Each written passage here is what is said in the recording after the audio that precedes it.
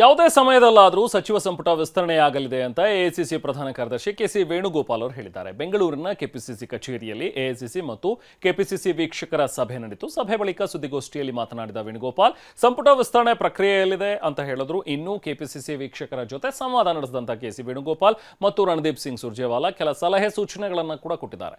34 ಜಿಲ್ಲಾಧ್ಯಕ್ಷರ ಆಯ್ಕೆಗಾಗಿ 40 ವೀಕ್ಷಕರನ್ನ ನೇಮಿಸಿರುವ ಹೈಕಮಾಂಡ್ ಅವರ ಜೊತೆ ಸಂವಾದ ನಡೆಸಿ ಮಾಹಿತಿಯನ್ನ ಪಡೆದುಕೊಂಡ್ರು. ಮುಂಬರುವ ಜಿಬಿಎ ಮತ್ತು ಸ್ಥಳೀಯ ಸಂಸ್ಥೆ ಚುನಾವಣೆ ಹಾಗೂ 2028ರ ವಿಧಾನಸಭಾ ಚುನಾವಣೆಗೆ ಕೆಲಸ ಮಾಡೋರಿಗಾಗಿ ಪಕ್ಷ ಸಂಘಟನೆಯಲ್ಲಿ ಸಕ್ರಿಯವಾಗಿ ತೊಡಗಿಸಿಕೊಳ್ಳೋರನ್ನ ಜಿಲ್ಲಾಧ್ಯಕ್ಷರನ್ನಾಗಿ ಆಯ್ಕೆ ಮಾಡುವಂತೆ ವೀಕ್ಷಕರಿಗೆ ನಾಯಕರು ಸೂಚಿಸಿದರು.